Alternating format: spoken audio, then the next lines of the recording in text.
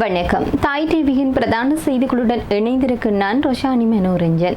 முதலில் தலைப்புச் செய்திகள்.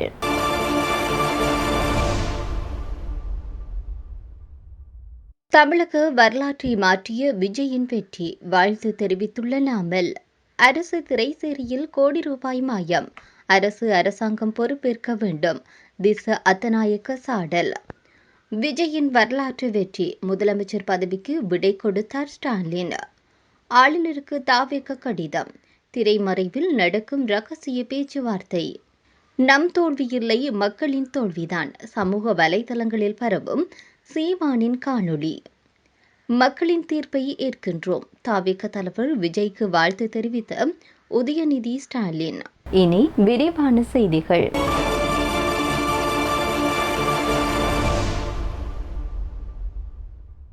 தமிழக சட்டசபை தேர்தலில் தமிழக வெற்றிக் கழகத்தின் தலைவர் வெற்றி பெற்றதை தொடர்ந்து இலங்கையினுடைய பாராளுமன்ற உறுப்பினரான நாமல் ராஜபக்ஷ தன்னுடைய வாழ்த்துக்களை தெரிவித்துள்ளார். மாண்புமிகு நடிகர் சி ஜோசப் விஜய் அவர்களுக்கு மகத்தான வெற்றிக்கு வாழ்த்துக்கள். உண்மையான பணி இப்போதுதான் தொடங்குகின்றது என்று அந்த பதிவில் தெரிவித்துள்ளார். வரவிருக்கும் சவால்களை வென்று மக்களுக்கு அர்த்தமுள்ள பலன்களை வழங்குவதற்கான வலிமையையும் உறுதியையும் உங்களுக்கு, உங்கள் குழுவினருக்கும் நான் விரும்புகின்றேன். மேலும் இரு நாட்டு மக்களையும் பாதிக்கும் விடயங்களில் இலங்கையுடன் ஒரு வலுவான மற்றும் நேர்மறையான உறவு உருவாகும் என்று நான் நம்புகின்றேன். உங்களுக்கும் உங்கள் குழுவினருக்கும் என்னுடைய மனமார்ந்த வாழ்த்துக்கள் என நாமல் பதிவிட்டுள்ளார். அரசு திரைசேரியில் சுமார் 80 கோடி ரூபாய் பணம் காணாமல் போயுள்ளது என்றும் இதற்கு ஜனாதிபதி அன்ருகுமார திசாநாயக்க தலைமையிலான அரசாங்கம் நேரடியாக பொறுப்பேற்க வேண்டும் என்றும் ஐக்கிய மக்கள் சக்தியினுடைய தேசிய அமைப்பாளரான திச அத்தநாயக்க தெரிவித்துள்ளார். வெளிநாடுகளில் உள்ள இலங்கையர்கள் அனுப்பிய $, வருமானம் மற்றும் சுற்றுலாத்துறை மூலம் ஈட்டப்பட்ட மக்களின் பணமே இவ்வாறு மாயமாகியுள்ளது என்று அவர் தெரிவித்தார். மத்திய வங்கியிடமிருந்து கடன் முகாமைத்துவ பணிகள் நிதி அமைச்சிடம் ஒப்படைக்கப்பட்ட முதல் சந்தர்ப்பத்திலேயே இவ்வாறான பாரிய முறைகேடுகள் இடம்பெற்றிருப்பது அரசின் நிதி முகாமைத்துவ கட்டமைப்பு முழுமையாக வீழ்ச்சியடைந்துள்ளதையே காட்டுகின்றது என்று சுட்டிக்காட்டினார். இந்த நிதி விவகாரம் தொடர்பாக பணி நீக்கம் செய்யப்பட்ட அதிகாரி ஒருவரின் மரணம் குறித்து திச அத்தநாயக்க கடும் சந்தேகம் எழுப்பினார். அதிகாரியின் மரணத்தை போலீசார் முன்கூட்டியே தற்கொலை என தீர்மானிப்பது சிக்கலான விடயம். அரசு தன்னுடைய தவறுகளை மறைக்க உயிரிழந்த அதிகாரி மீது பழியை சுமத்த முயல்கின்றது. அனுபவமற்ற ஜேவிபி உறுப்பினர்களை திரைசேரியின் முக்கிய பதவிகளில் நியமித்ததே இந்த குழப்பங்களுக்கு காரணம் என்று திச அத்தநாயக்க கூறினார். மே 1 மக்கள் எதிர்ப்பை தவிர்க்கவே எரிபொருள் விலை அதிகரிப்பை அரசு திட்டமிட்டே மே 2 மாற்றியது என்றும் அவர் குற்றம் சுமத்தினார். பெட்ரோலுக்கு 49% மற்றும் டீசலுக்கு 64% என அதிகப்படியான வரிகள் அரசு அறவிடுகிறது என்றும் 1 லிட்டர் எரிபொருளின் விலையானது $100 நட்டம் ஏற்படுவதாக அரசு கூறுவது முற்றிலும் பொய் என்றும் அவர் வெளிப்படுத்தினார். ஜனாதிபதி மே தின கூட்டங்களுக்காக பெருமளவில் அரசு வாகனங்களையும் 2000க்கும் மேற்பட்ட பாதுகாப்பு படையினரையும் பயன்படுத்தி சுமார் 30 முதல் 40 மில்லியன் ரூபாய் வரையிலான மக்கள் பணத்தை வீணடித்துள்ளார் என்றும் சாடியுள்ளார்.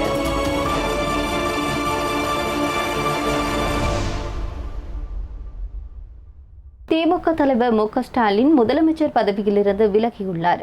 தன்னுடைய பதவி விலகல் கடிதத்தை ஆளுநருக்கு அனுப்பியிருப்பதாக தகவல் ஒன்று தெரிவித்து நிற்கின்றன. தமிழக சட்டமன்ற தேர்தலின் முடிவுகள் நேற்றைய தினம் வெளியாகியிருந்த நிலையில் ஆளும் கட்சியான திமுக தோல்வியை சந்தித்திருந்தது. முதலமைச்சர் ஸ்டாலின் உள்ளிட்ட திமுகவின் முக்கிய அமைச்சர்கள் என பலரும் தோல்வியை சந்தித்திருந்த நிலையில் இன்றைய தினம் முதலமைச்சர் பதவியிலிருந்து மு.க. ஸ்டாலின் அதிகாரப்பூர்வமாக விலகியுள்ளார். சட்டமன்ற தேர்தல் முடிவுகளின் அடிப்படையில் முதன்முறையாக களம் கண்ட நடிகர் விஜய் தலைமையிலான தமிழக வெற்றிக் கழகம் தனித்து போட்டியிட்டு 108 இடங்களில் வெற்றியீட்டி வரலாற்றில் இடம் பிடித்திருந்தது. அத்துடன் ஆளும் திமுக கூட்டணி 73 இடங்களில் வெற்றியை பதிவு செய்துள்ளமை குறிப்பிடத்தக்கது. நடந்து முடிந்த தமிழக சட்டசபை தேர்தலில் 108 ஆசனங்களை தமிழக வெற்றிக் கழகம் பெற்றுள்ளது. இந்த தேர்தல் முடிவு அனைவருக்கும் ஆச்சரியத்தை ஏற்படுத்தியுள்ளது. இருப்பினும் ஆட்சியமைக்க இன்னும் தனிப்பெரும்பான்மை கிடைக்காததனால் கூட்டணி ஆட்சி அமையும் சூழல் உருவாகியுள்ளது. இந்த நிலையில் தங்களை ஆட்சி அமைக்க அழைப்பு விடுக்குமாறு ஆளுநரை தாவிக தலைவர் விஜய் அவர்கள் கேட்டுக்கொண்டிருப்பதாக செய்தியொன்று வெளியாகியிருக்கிறது. பெரும்பான்மையை நிரூபிக்க 14 நாட்கள் அவகாசம் வேண்டும் என தமிழக வெற்றிக் கழகத்தின் தலைவர் கோரியுள்ளதாக தகவல் ஒன்று வெளியாகியுள்ளது. ஆட்சி அமைக்க அழைப்பு விடுக்குமாறு ஆளுநருக்கு தாவிக தலைவர் விஜய் மின்னஞ்சல் மூலம் கடிதம் அனுப்பியதாகவும் அதன் பின்னர் ஆளுநர் அவசரமாக சென்னை சென்றிருப்பதாகவும் தகவல் ஒன்று தெரிவிக்கின்றது. சென்னை திரும்பும் ஆளுநர் அதிகாரிகள் மற்றும் சட்ட வல்லுநர்களுடன் ஆலோசனை நடத்த இருப்பதாகவும் தகவல் ஒன்று வெளியாகியிருந்தது. தாவிக பெரும்பான்மையை பெறுமா என்பதை தீர்மானிப்பதற்காக தீவிரமான திரைமறைவு பேச்சுவார்த்தைகள் தொடர்ந்து கொண்டிருந்தாலும் பதவியேற்பு மே மாதம் 7ஆம் தேதிக்கு முன்பே நடைபெறக்கூடும் என்று தகவல்கள் தெரிவித்து நிற்கின்றன. தமிழக சட்டசபை தேர்தல் முடிவுகள் வெளியாகி இருக்கிற சூழ்நிலையில் நாம் தமிழர் கட்சியினுடைய தலைமை ஒருங்கிணைப்பாளர் சீமான் தோல்வியை சந்தித்துள்ளார். அவர் போட்டியிட்டு காரைக்குடி தொகுதியில் டெபாசிட் இழந்துள்ளார். நாத்தக வாக்கு சதவீதமும் குறைந்துள்ளது. ஒரு இடத்தை கூட கைப்பற்றாத நிலையில் அவர் ஆதங்கத்தோடு பேசும் காணொலி ஒன்று சமூக வலைதளத்தில் பரவி வருகின்றது. இந்த காணொலியில் இவ்வளவு போராடியவர்களுக்கு இவ்வளவு மாற்று அரசியலை எடுத்து வைத்தவர்களுக்கு இன்னும் 10 லட்சம் வாக்குகளை அளித்திருக்கலாம் என்ற வருத்தம் இருக்கிறது. நான் சட்டசபைக்கு செல்ல வேண்டும் என்ற விருப்பமில்லை. நாட்டை வெல்லாமல் 3-2 சீட்டை வேண்டு என்ன ஆகப் போகிறது? ஆனாலும் போயிருக்கலாம். இந்த தமிழ் சமூகத்தின் குரலாக சட்டசபையில் பேசியிருக்கலாம். ஆனால் அதற்கு நமக்கு வாய்ப்பு கிடைக்கவில்லை. அது நம் தோல்வி இல்லை, மக்களின் தோல்விதான். என் பிள்ளைகளின் உழைப்பு அசாத்தியமானது. நானே எதிர்பார்த்தேன். நான் வென்று விடுவேன், இன்னும் 500 பேர் வெல்வோம் என நான் கணித்திருந்தேன். இன்றைக்கு இல்லை என்றாலும் நாளை வெல்வோம். பெரும் பாடுபட்டுள்ளோம். இன்னும் 10 ஆண்டுகள் போராடியும் உறுதியாக வெற்றி பெறுவோம். அதில் எந்த மாற்றமும் இல்லை. எந்த காலத்திலும் தடம் புரள மாட்டோம். தன்னலக்கத்திற்காக சமரசம் செய்து கொள்ள மாட்டோம். நமக்கு அப்படி ஒரு வெற்றி தேவையில்லை. 100 விழுக்காடு மக்களை நம்புகின்றோம். மக்கள் நம்பும் வரை போராடுவோம் என தெரிவித்துள்ளார். மக்கள் தீர்ப்பை தலைவணங்கி ஏற்றுக்கொள்கின்றோம் என தமிழக சட்டசபை தேர்தலில் சேப்பாக்கம் தொகுதியில் போட்டியிட்ட உதயநிதி ஸ்டாலின் தெரிவித்துள்ளார்.